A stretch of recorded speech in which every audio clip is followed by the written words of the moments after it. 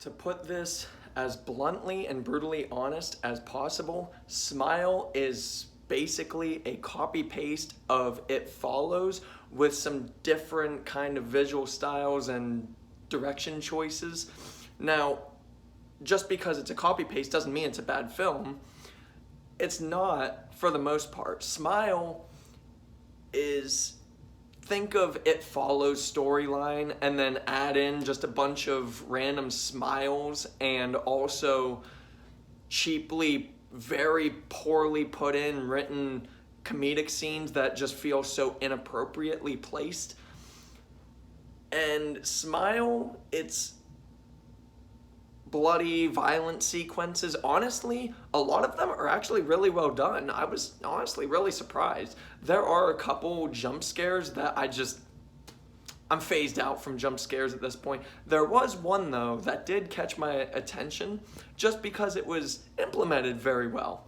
It was one of those scenes where it was a point of view camera shot that lingered and then went back, then lingered, and then right when it came back, the face was right there, and it wasn't exactly a jump scare. It was kind of like the visual horror masterpiece of Hereditary's kind of psychological horror aspects, but there were plenty of jump scares in it, and I didn't appreciate 95% of the jump scares that were in it, but there are also some scares in it that were very reminiscent of the likes of Hereditary psychological horror, where instead of it being jump scares, it's kind of like you walk into a room and you just see visual horror imagery, if that makes any sense at all.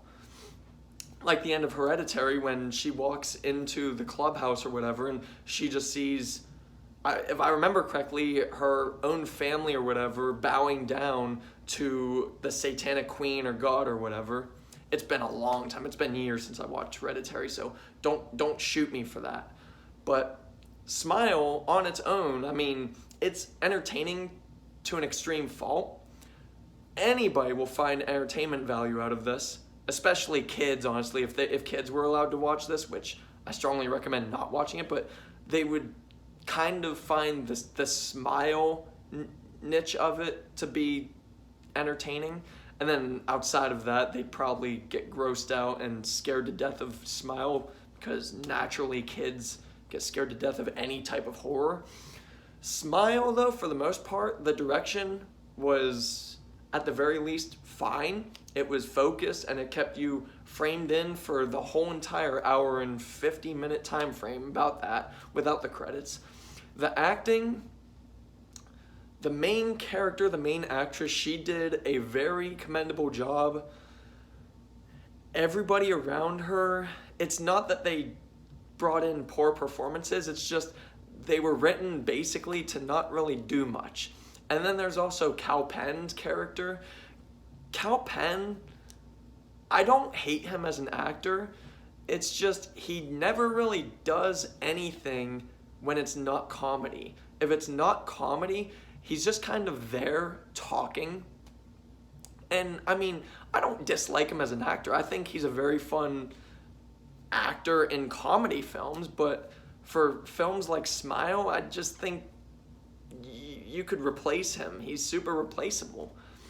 Now, one thing I did absolutely love about Smile's film, outside of actually there being major points of character development by the end of this film, the main character's fiance is black, and they didn't write this film to be a bunch of woke leftist garbage of, say, for example, there's a line where she asks, "Why are you with me?" They didn't pen in, "Oh, I'm black and I'm the greatest ever in your life and that's the only reason why." I did appreciate that they didn't overutilize the fact of his certain pigment color as an actor. Rewatch recent films over the last 2 or 3 years, and you try telling me that many or even most filmmakers nowadays do that. Maybe not as bluntly, but it's pretty out there. It's pretty open for the writing of that kind of stuff. And anyway, that I appreciate that they weren't super woke about anything. Honestly, there wasn't any kind of wokeness in this film at all. And Smile, kept its focus throughout the entire film. Like I said, it's basically a replica of It Follows with the smile niche of it. It worked. I mean, the smiles ultimately were creepy, and they fit in for the psychological horror visual style. Overall, for me though, because it is such a close copy paste to It Follows, which It Follows is a remarkably well done film. Very well written, it's super creepy. Just the fact that It Follows is about being the next target of, again, if I remember correctly, a naked woman just following you infinitely. Like, you can't sleep or anything because they will get you. That's one thing I loved about It Follows. Smile is essentially that, but it's not constant. There are times where the demon or monster, so to speak, just kind of pops up every here and there. But most time in this film, it's more of a psychological horror aspect, and those are the times I really enjoyed this film.